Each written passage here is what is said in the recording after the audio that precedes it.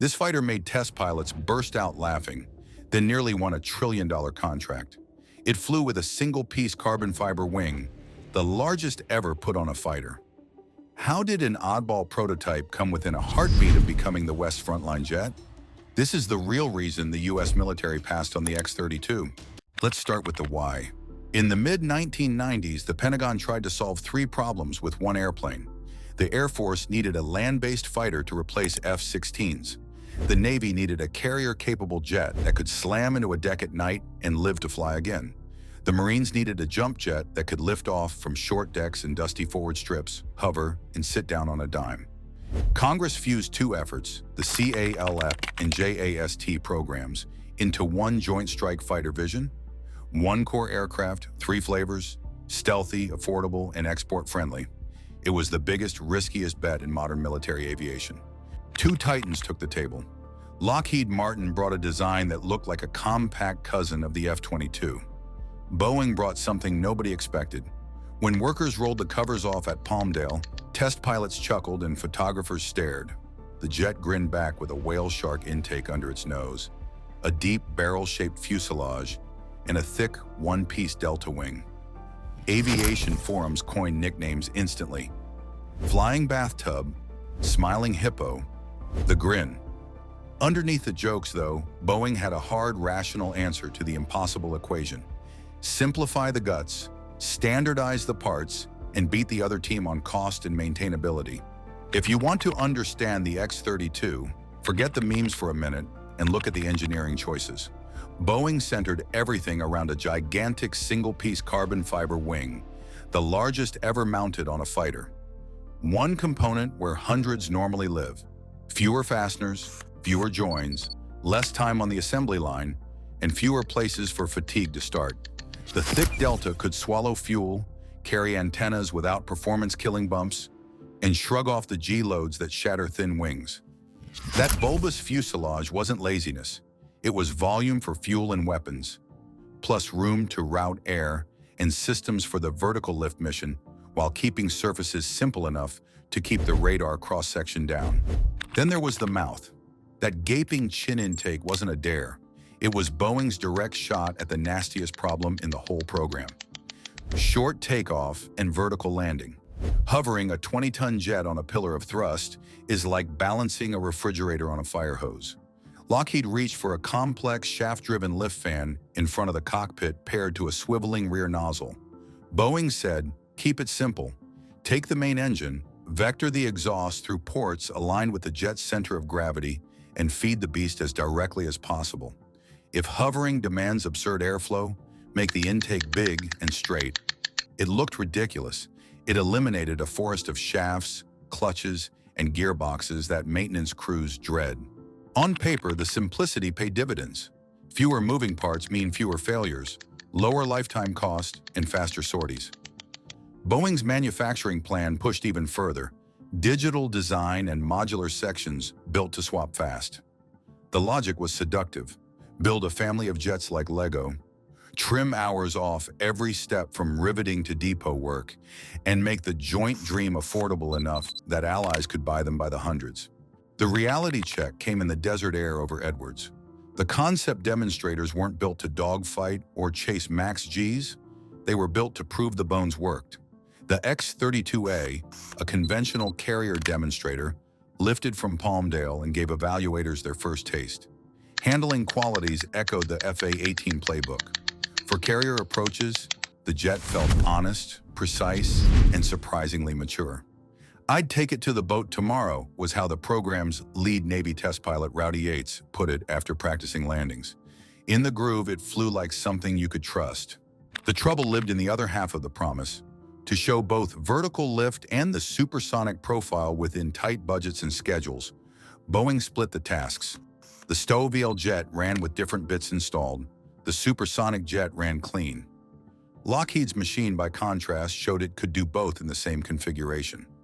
On one blistering day that people still call the miracle flight, the X-35 rose vertically, transitioned to forward flight, went supersonic level, then reversed the whole dance and sat back down on a vertical column, all in one sortie.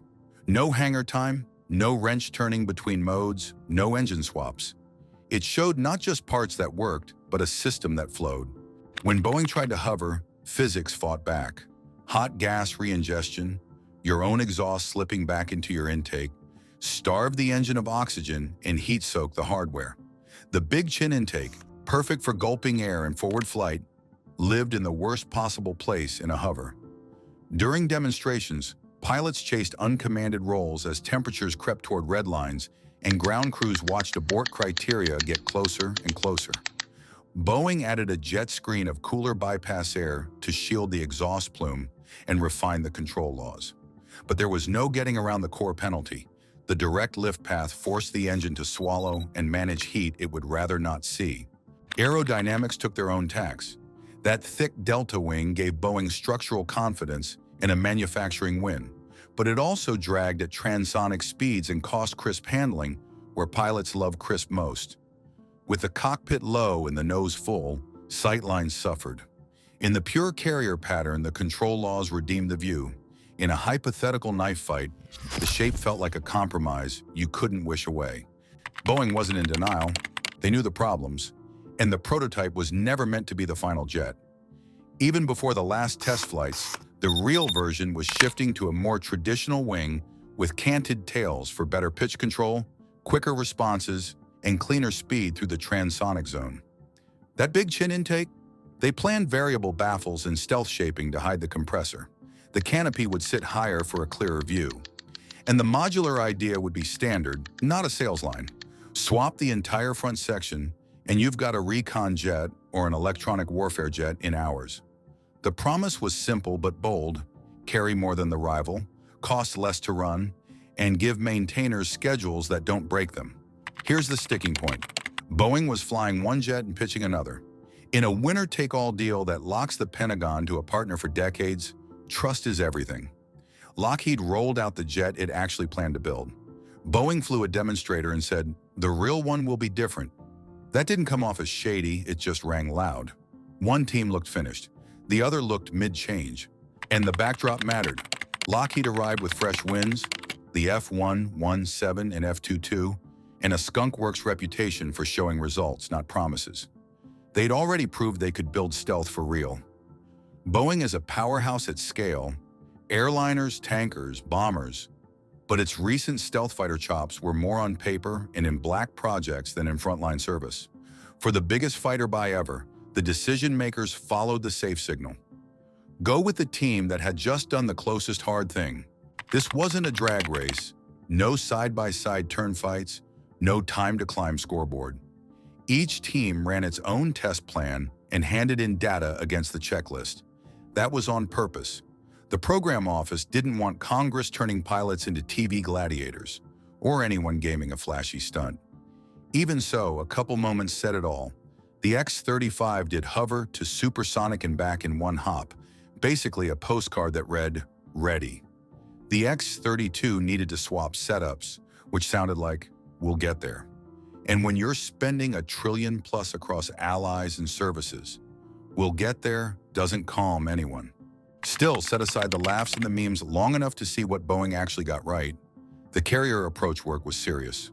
The control laws felt like a Hornet on its best day, steady when you were on speed, forgiving when you drifted, with enough authority to make big fixes without chasing. That matters to deck crews and pilots who live on the edge night after night. Boeing's factory strength was another real advantage. If anyone could build a stealth jet at high rate instead of as a fragile boutique piece, it's the company that cranks out airliners and runs hangars the size of small cities. But the physics of vertical lift never stopped being rough. Even if the production F-32 had traded wings and tidied the intake, the direct lift path hit limits the lift fan could jump past. Cold air from above, spun by a shaft, gave Lockheed a cooler forward post and extra thrust margin in hover. Direct lift made the engine do all the work and breathe its own hot exhaust. You can soften the edges, you can manage it, but you can't beat thermodynamics. Stealth was another place where shape fought purpose. That wide-open mouth wasn't just awkward, it was a radar cavity begging for a return.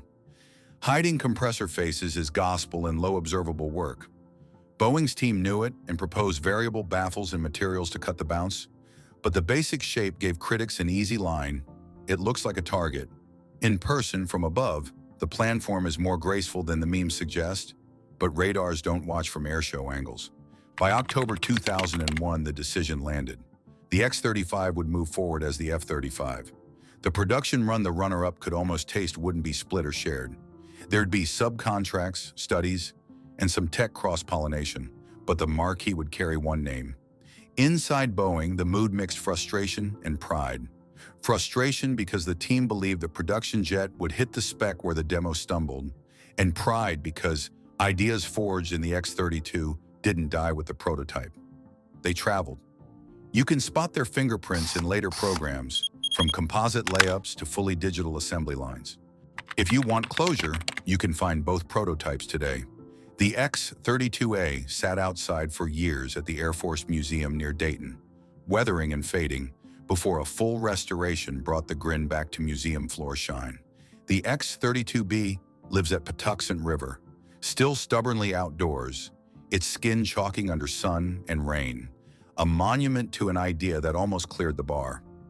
Walk around them and you'll notice something museums can't help. People drift toward the oddball. Prettier airplanes sit 10 feet away. The crowd points at the grin. Did the jet lose because it was ugly? No. The truth is cleaner and harsher. It lost because when cost-saving theory met operational reality, the numbers broke the wrong way. The direct lift system battled heat and airflow penalties right where safety margins are thin. The split configuration approach telegraphed fragility in a force that needs flexibility. The production redesign might have erased many of the visible compromises, but you don't win this kind of war with renderings. You win it by showing up in metal that already behaves like the metal you'll field. There is, however, a version of history where thousands of F-32s sit in shelters from Arizona to Australia.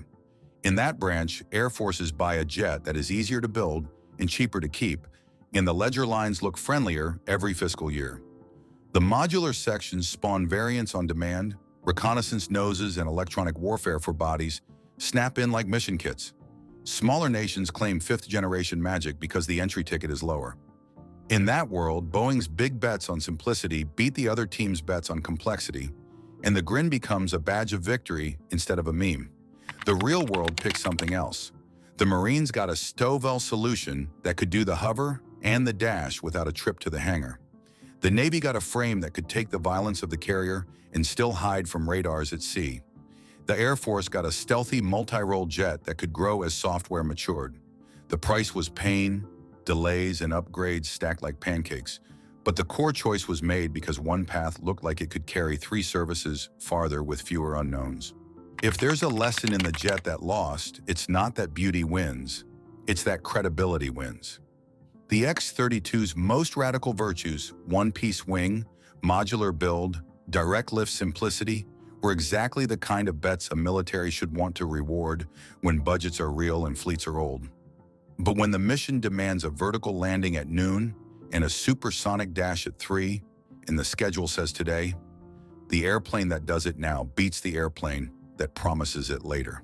In procurement, practicality is a form of stealth. It hides risk in plain sight. There's another lesson in laughter. Aesthetics do shape expectations. Commanders look at silhouettes and imagine speed, agility, and menace. Lawmakers glance at slides and see either a thoroughbred or a question mark. The X-32 team knew it and leaned into a mantra, "You're taking it to war, not to the prom." They weren't wrong. But in a world where stealth lives in curves and cavities and the enemy's radar is judge, jury, and executioner, looking right and being right aren't as far apart as we pretend. Form follows function, and function sometimes follows funding. So think of the last act. A prototype with a grin taxis under a desert sun, heat ghosts rising off the runway.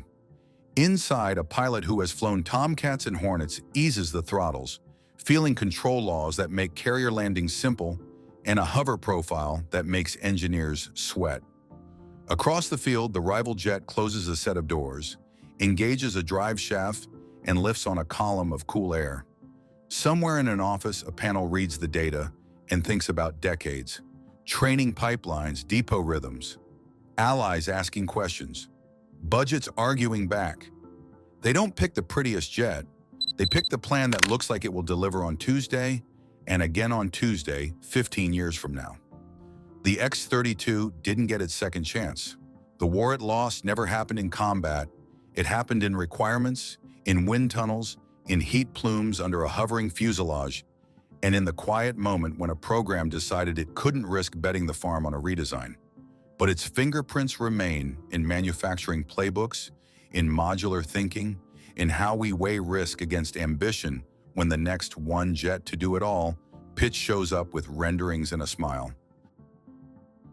The jet that lost before it took off is still teaching. It tells engineers that bold ideas won't save you from thermodynamics. It tells pilots that good handling can't rescue a system that needs reconfiguration between missions.